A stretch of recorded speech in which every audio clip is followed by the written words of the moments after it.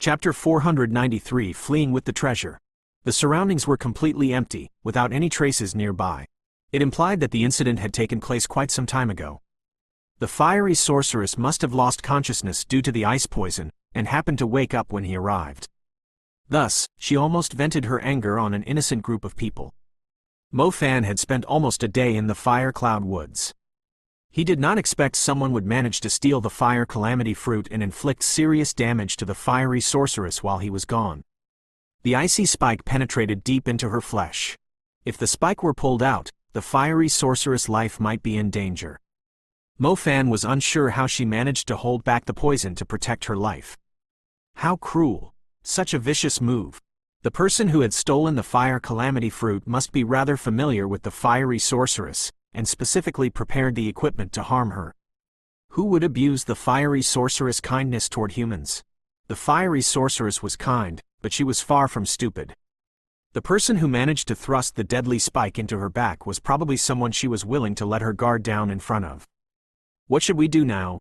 Nanyu finally trusted Mo Fan's words when she saw the terrifying fiery sorceress leaving the place. Luckily, they were not the first to arrive to steal the Fire Calamity fruit. The fiery sorceress was indeed too powerful. What could we do? We'll have to find the way out ourselves. Look how angry she is. I bet the creatures in the Fire Cloud Woods no longer dare to show themselves, said Mo Fan with a wry smile. Mo Fan was extremely worried for Xinxia and the others. He was clueless about their whereabouts. He was hoping that they would not stumble into the infuriated fiery sorceress. The Swift Star Wolf has returned to his dimension? Mo Fan was too busy handling the fiery sorceress. He did not realize that the Swift Star Wolf had returned. It was most likely that the Swift Star Wolf had run out of energy, and was forced to return to his world. Mo Fan immediately communicated with the Swift Star Wolf and asked him about the group's whereabouts.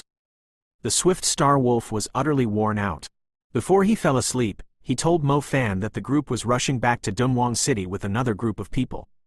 Mo Fan let out a relieved sigh, knowing they were safe. However, Mo Fan was confused about why they were in a panic to go back to Dunhuang City. Besides, the Swift Star Wolf also mentioned something about another group of people. Who would they be? They were in a rush to go back without waiting for him. Could it be this goddamned Swift Star Wolf? Why is he sleeping now? He still hasn't told me if they were the ones who stole the Fire Calamity fruit. Inside the Drifting Sand River, Zhao Yulin's crew was well prepared and able to cross the Drifting Sand River safely without the help of a psychic magician. Luckily, I've made some precautions. Otherwise, we would have troubles crossing the Drifting Sand River. The fiery sorceress has to cross the Drifting Sand River when she leaves the Burning Valley. The ruler of the Drifting Sand River will buy us some time. We should make use of the chance to escape, the person wrapped in white cloth said with a hint of joy. Chen Yi, you've done well. The liquid of the Fire Calamity fruit is able to cure your mother, and the rest of it has other uses too. Zhao Yulin led the group with a joyful expression. He did not expect their plan of stealing the Fire Calamity fruit to be executed so smoothly. Was the fiery sorceress really intelligent? Why did he feel like she was fairly stupid to trust them so easily? Chen Yi tried to say something, but she could not find the words. On the other desert fire horse, Ling Ling sat closer to the front on the saddle while Xinxia sat in the middle of it. They had witnessed the entire sequence, and they still found it extremely unbelievable.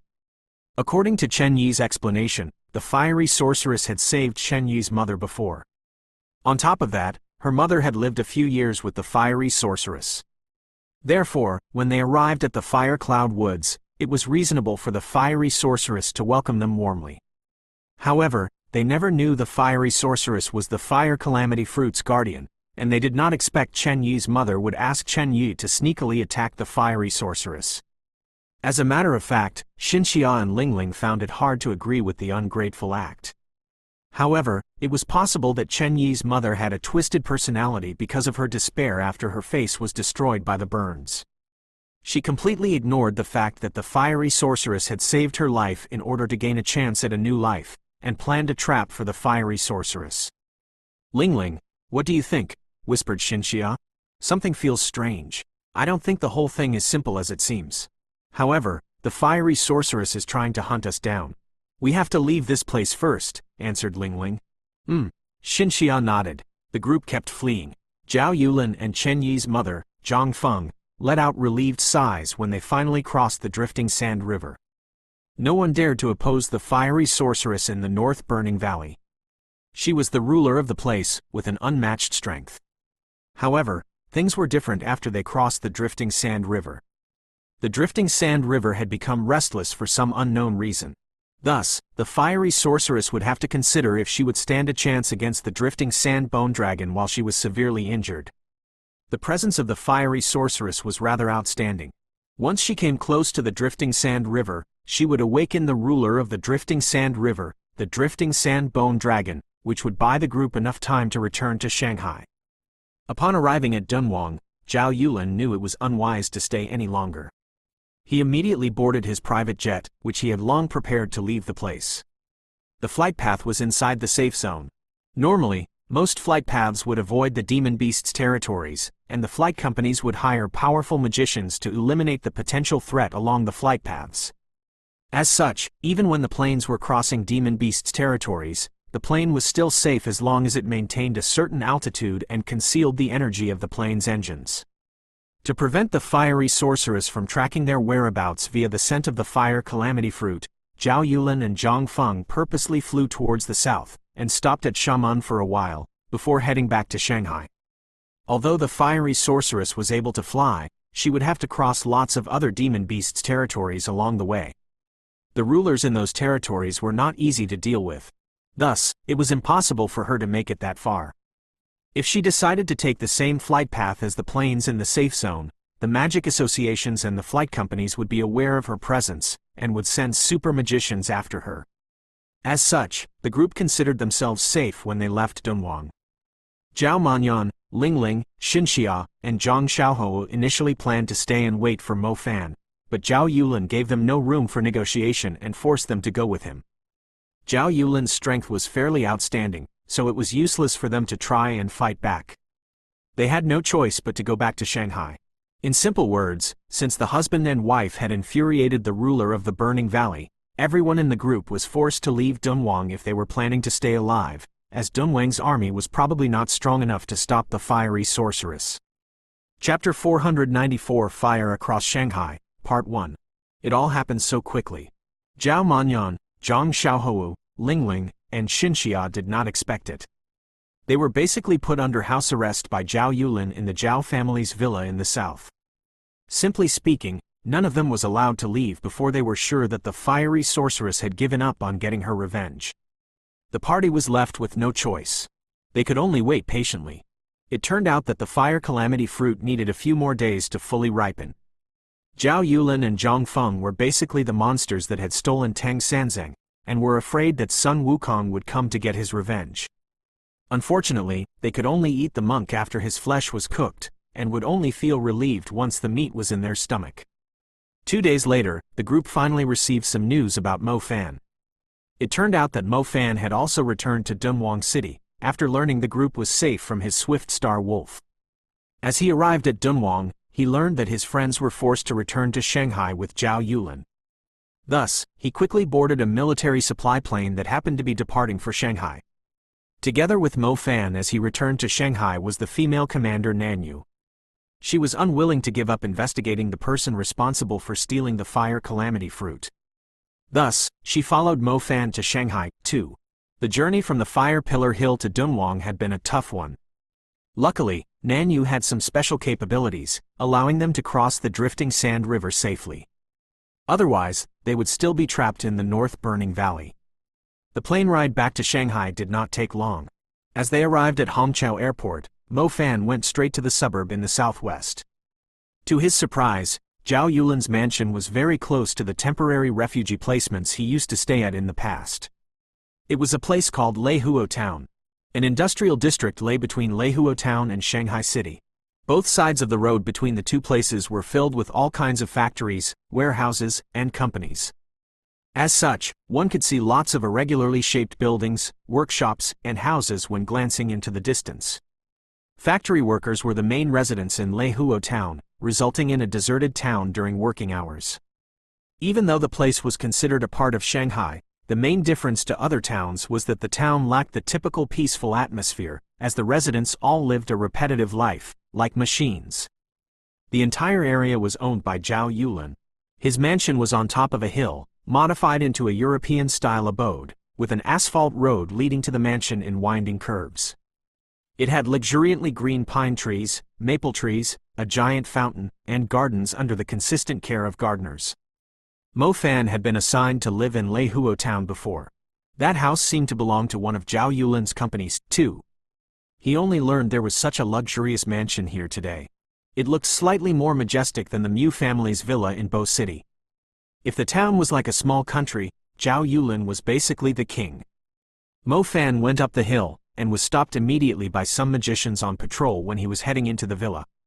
Mo Fan revealed his identity. After almost an hour of waiting, their superior finally gave them permission to let him pass. Mo Fan pulled a long face. What the heck is wrong with these people, trying to return to old ways? Why can't you just use your phone? They had to spend an hour doing something that could be done in just minutes. Even the sky is getting dark. Cars from outside were not allowed to drive into the villa. Mo Fan and Nanyu had to take the cable car, like one normally seen at tourist attractions. The ride lasted for almost half an hour before they arrived at the entrance. The foothill was under the patrol of magicians, and the top of the hill had barriers as tall as castle walls. The defense of the private villa was almost comparable to that of a military headquarters. They were in the southwest region of Shanghai. Did they really have to go so far? I'm so sleepy. Is Master Zhao out of his mind, asking us to guard this place 24 hours a day? What hive did he poke this time? Yawned one of the guards. Who knows, but I heard from the captain that they have also invited the people of the Mu clan over. He mentioned something about the place being safer with the people of the renowned Ice Elemental clan, said another shifty-eyed guard. Maybe they stepped on the Dongfang clan's tail. The Mu clan and Dongfang clan have been hostile toward one another for years. The conversation between the two guards soon fell into Mo Fan's ears, allowing him to realize something. It seemed like Zhao Yulin and his wife were extremely scared of the fiery sorceress, going so far as to arm the entire villa. They even invited the people of the Ice Elemental Mu clan over. It was clear that they were still worried, despite fleeing thousands of li away. I'll bring you to your friends, but Master Zhao has made it clear that you'll have to stay here for some days too. You're free to do whatever you want in the villa. We've got entertainment facilities, meditation rooms, training grounds, and practice courses, too. Fourth young master will guide you around, said Han, the captain of the guards. How many magicians are there in the villa? Asked Mo Fan. 123. Everyone is allocated here by the clan. We also hired some of the experts from other renowned families that we're close with. If anything happens, please don't make a fuss about it. We are under a media blackout. Once everything returns to normal, Master Zhao will reward you greatly, said Han sternly. Don't worry about the reward. Hongqiao Airport, a cab was driving at a high speed on the busy highway. Many curses were uttered along the way. As the cab drove to somewhere remote, the passenger in the back seat demanded to get off the ride, leaving the kind cab driver confused. Don't you have a high fever of 41 Celsius? I'm sending you to the hospital now. The driver raised his cap. To his surprise, the passenger forced the door open and jumped into the bushes at the side of the road. Before the driver could react, the passenger was suddenly engulfed in flames. The fire spread from her feet to her waist, before rising to her head, leaving the driver dumbfounded. He had never heard of anyone being set aflame from a fever. The fire on the passenger was like a terrifying demon, which slowly separated from the passenger while it was still burning on her. The fire slowly took the shape of a glamorous humanoid figure, and the person who had been possessed fell to the ground in a weakened state, totally losing consciousness. The fiery figure slowly floated into the sky. She did not cast any magic, yet as her aura spread toward the surroundings, it felt like the highway struck by an energy pulse, stalling all the vehicles and caused their taillights to blink rapidly. A few seconds later, the engines of the vehicles burst into flames.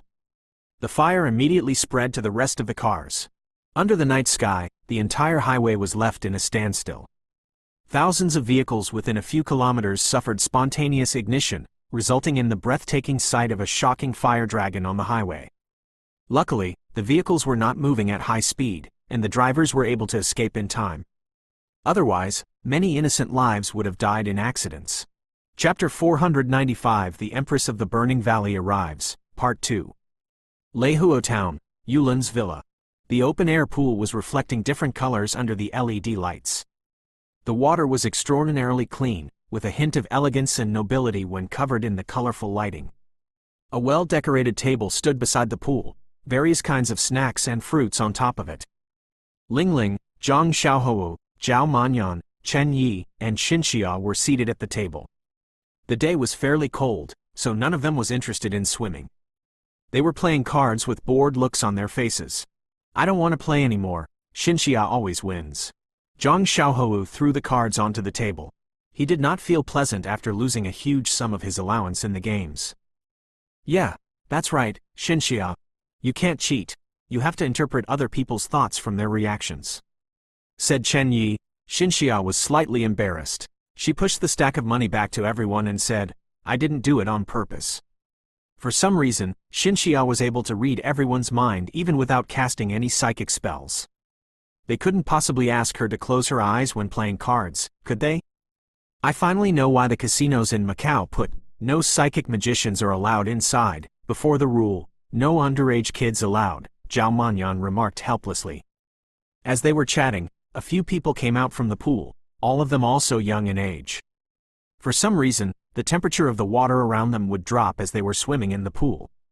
It felt like the water was about to freeze, too. Some capabilities turn into habits, which are hard to control.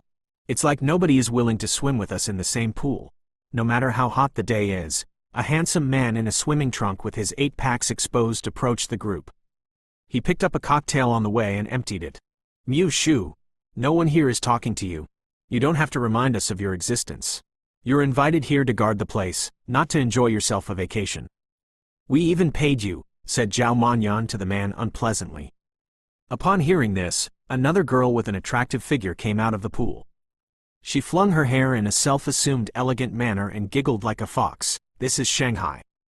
Do you think the safe zone is a decoration? I don't think any creature is able to come all the way here. Even if the creature managed to come this far, our Mu clan is the specialist when dealing with fire elemental creatures. The demon ceiling ice formation is enough to handle everything. I don't think our help is needed, hee hee. The group totally ignored Mu Shu and Mu Tingle, the two unwanted guests. They continued to discuss some other topics. By the way, Xinxia, why did the drifting sand river become restless all of a sudden? Was it because of the fire calamity? Blurted out Zhang Xiaohou when the thought crossed his mind. Xinxia shook her head and said, it's just a coincidence. The fire calamity doesn't affect the peace in the drifting sand river. I can feel that it's because of something in the east, like something huge is about to happen. We are so out of luck. First the fire calamity, then the raging drifting sand river, complained Zhao Manyan. Something feels strange to me too. Chen Yi, do you know why your mother asked you to harm the fiery sorceress? Normally, since she used to be close with the fiery sorceress, it would only make sense if she was the one who did it. Ling Ling was still bothered by the incident. I don't know. My mom only gave me the Grimsteel spike and told me when to strike, so I just followed her instructions. It felt too easy to be true. Chen Yi shook her head as she recalled attacking the fiery sorceress. Chen Yi, you've done something stupid. As the group was discussing, a familiar voice barged in. The group did not realize it at first, but as they were about to respond, they suddenly recalled the owner of the voice, leaving them with widened eyes as they turned around and looked behind them. Mo Fan, holy crap, when did you get here? That was quick. Zhang Xiaohou and Zhao Manyan went up to Mo Fan and gave him hugs and fists excitedly. Mo Fan pushed the two idiots away and walked up to Xinxia. He believed that if Xinxia could run, she would be the first to dive into his hug. As such, Mo Fan was lazy to waste his emotion on the two idiots. Mo Fan cut straight to the topic. He hugged Xinxia in his arms, making the girl blush, but she did not resist and placed her head on his shoulder obediently. And you are? Mo Fan, you piece of shit. The lava has swept you away, but you still managed to bring such a gorgeous lady with you. Piss off. Mo Fan was trying to enjoy some time with Xinxia, yet the two idiots had totally disturbed the atmosphere. Xinxia glared at Mo Fan, implying him to explain himself before letting him hug her for another second. She's Nanyu, from the military. She followed me here because she has found some leads about something that she has been investigating for a long time, explained Mo Fan. Nanyu did not join the conversation. She found herself a spot and sat down. Only Zhang Xiaohou, who was also a soldier, took the initiative to talk to her. The others did not bother speaking to her. "Why did you say that Chen Yi has done something stupid?" asked Ling Ling, who was more concerned about the topic. "When the lava swept me away, it was the fiery sorceress that saved my life. She isn't hostile toward humans at all." Mo Fan roughly explained his experience with the fiery sorceress to the group. The group could tell that the fiery sorceress was friendly, too. She had approached them and welcomed them. Not only did she gift them with the fire cloud fruits which could provide them some fire resistance, she even led them out of the maze like fire cloud woods. However, none of them had expected what happened after that, and they were unaware that the fiery sorceress had saved Mo Fan's life too. Now that we've made her angry, it's hard to tell what's going to happen. We're so far away. I don't think she would chase us all the way here. It's not easy to trespass into Shanghai's safe zone. The fortresses around Shanghai would wipe out any demon beasts that try to invade the city. If that's the case, Zhao Yulin wouldn't bother setting up such an incredible defense here, placing the entire hill under alert, harumphed Ling Ling coldly, glancing at the magicians patrolling the place even at night. The words immediately reminded the group, and the atmosphere intensified significantly. At the South Hill Park of Leihuo Town, on a grass field with an open vision of the sky, a couple was lying on the ground, hugging one another while watching the night sky and the lit-up town in the distance. "I don't care. If you really love me, why couldn't you prepare 100,000 as the betrothal gift to convince my parents?" said a girl with a fringe hairstyle and an oval-shaped face. "I'm already in my 20s. It's embarrassing to ask my family for the money. You should think about it in my place too. I've already given you my wage every month," said the man in a factory uniform. He was obviously a lad working in the town, who had gone on a date straight after work. The girl was not willing to listen to his words. She raised her head arrogantly. A brilliant light swept past the night sky, leaving a trail behind it. The gray clouds of dust created by the factories were fully lit up, resulting in a mysterious, spectacular view. "Ah, it's a shooting star," yelled the girl excitedly. Her face blushed with joy. "It's true. Quick, make a wish." The two immediately closed their eyes and bowed their heads onto their hands sincerely as they made their wishes. The sky of the city was usually filled with pollution. Even a meteor shower was not visible due to the pollution, let alone a shooting star. It was like a miracle that they were able to see it. Wasn't that a clear sign that they were one another's true love? However, as the two opened their eyes and were about to share their wishes, their eyes widened with doubt and astonishment. The night sky ahead was blazing red. The shooting star had descended upon Leihuo Town in just a very short time, turning into a meteorite huge enough to light up the town like day. The scorching, blazing meteorite fell rapidly from the sky, and even the air began to burn. Judging by the direction it was heading in, it was most likely going to crash into the hill in Leihuo Town, where the European-style mansion was. Chapter 496 The Empress of the Burning Valley arrives, Part 3. Meteorite. Run, a meteorite is falling. I can't start my car's engine. Ah, it's on fire. The lights in the factory are all gone. Quick, anybody, go and turn off the main switch. All of Leihuo Town was in a total mess. The people who were working overtime in the factory had no idea what was happening. They only felt a flicker before all the lights went out. Machinery that was powered up through combustion all broke down, including the cars on the roads. As the meteorite in the sky approached the ground, machinery that was powered up with fire magic ores were set aflame by spontaneous combustion. There were many factories in the area. Thus, there were lots of flammables around the place. Many factories were on fire, setting off piercing alarms. The workers ran away in panic, not caring less about the infrastructure in the factories. The fire did not spread rapidly. Thus, it gave them enough time to escape. However, those who managed to run out into the open immediately saw a huge fireball, like the sun falling toward them, setting the entire sky aflame.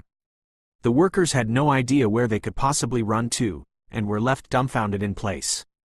Luckily, the meteorite was only passing by the sky above Leihuo Town. Otherwise, the town would have turned into an ocean of flames, like hell on earth. "Oh, Mama!" Zhao Manyan raised his head and stared into the sky with disbelief. The night sky was now brightly illuminated. The hill dyed blazing red by the light of the fire. The group was just discussing how impossible it was for the fiery sorceress to appear in the town, when they discovered the outline of a woman standing above the meteorite. She was standing on the meteorite that heralded a great calamity, sliding across the night sky. Safe zone? Fortresses? When the Empress of the Burning Valley was infuriated, human defenses were nothing but mere decorations. The descending meteorite served as a blatant warning to the humans who dared to touch her reverse scale. The meteorite slammed into the hill and instantly razed half of it to the ground. The villa was protected by a barrier. The meteorite would be reduced in half by the water-blue barrier. As such, the fiery sorceress simply aimed the meteorite at the hill instead. The people in the villa were utterly dispirited. They simply stood there and watched the areas outside the barrier burn into ashes, completely vanishing from the world. There were still quite a few magicians patrolling on the other half of the hill. They had most likely evaporated together with it. They did not have the chance to scream for help, or even have the time to figure out what was happening. At the pool in the villa, Mo Fan, Zhang Xiaohou, Ling Ling, Xin Xia, Chen Yi, Zhao Manyan, Mu Shu, and Mu Tingle all turned into statues, not believing what had happened outside of the barrier. Half of the hill was gone, just like that. If the meteorite was aimed at the villa instead, could the petty barrier even stop it? Would the people in the villa even be alive by now? A scorched land and some remaining flames replaced the dense plants that existed just a second before. A thick presence of destruction and death swept through in the direction of the barrier. As the people were staring at this astonishing sight of hell, the Empress of the Burning Valley floated in the sky above the seemingly well-defended villa. Her eyes were burning with flames, yet they were emitting a cold gaze at everything around her. She had appeared, when everyone was assuming that she could not possibly journey across half of China to reach the easternmost regions. She had chased after the group like a nightmare, and used her utterly destructive power to produce such an astonishing scene. Her wrath was telling the humans that someone was about to pay a great price for the sins they had committed. The fiery sorceress uttered a piercing shriek. Her gaze was fixed on where Mo Fan and the others were standing. She stepped forward, bringing a wave of heat with her. Chen Yi fell to the ground in fear at what she had witnessed, her very soul trembling. She was the one that drove the Grimsteel spike into the fiery sorceress' back. She had come to get revenge. She must be here to take her revenge. The fiery sorceress floated outside of the barrier. Her eyes squinted as she reached out her hand and grabbed in the direction of Mo Fan's crew. When everyone assumed that she would simply murder Chen Yi despite standing outside of the barrier, Xin Xia, who was sitting beside Mo Fan, was grabbed by some special force, which dragged her fragile body into the air. Xin Xia! Mo Fan was shocked. He immediately activated the blood tabby and chased her out of the barrier simple-mindedly. Xin Xia seemed to be dragged away by some force. Her body quickly crossed the watery barrier, flying toward the fiery sorceress. Mo Fan chased after her madly, who ignited a puff of scorching flame on his hand. It turned into a surging fiery fist, blasting at the fiery sorceress. The fiery sorceress stood in the air. She cast a cold glance at Mo Fan, and easily spotted the fiery fist approaching her. She waved her hand expressionlessly, easily nullifying Mo Fan's fiery fist with some unknown power. Mo Fan was speechless. How stupid was he, thinking that he could harm the Burning Valley sorceress with her fire element? He was about to cast his lightning spell when he heard Xin Xia communicating with her using her psychic element. "Brother Mo Fan, she's not trying to harm me." Mo Fan did not give up. He used the fleeing shadow and blood tabby at the same time, and quickly leapt onto a pine tree that was still unharmed. Standing on top of the pine tree, Mo Fan was still a distance away from the fiery sorceress who was floating in the air. He looked upward at the fiery sorceress and the captured Xin Xia. "Let her go. She has nothing to do with this," snapped Mo Fan furiously. Mo Fan's blood began to boil in the midst of his tantrum. He did not realize that while he was roaring at the fiery sorceress, the teeth from his upper jaw were growing longer. His black hair was also growing in length, and was slowly turning white under the illumination of the fire. "I won't hurt her. I just want to take my belongings back." The fiery sorceress stood there like an imperious emperor. She did not speak, yet Mo Fan could hear her voice. He glanced at Xin Xia, and realized that her mouth was open, speaking with a voice that did not belong to her. "She's a psychic magician. She will speak on my behalf," said the fiery sorceress, her voice coming out of Xin Xia's mouth. Do you have another part of the story you'd like me to review?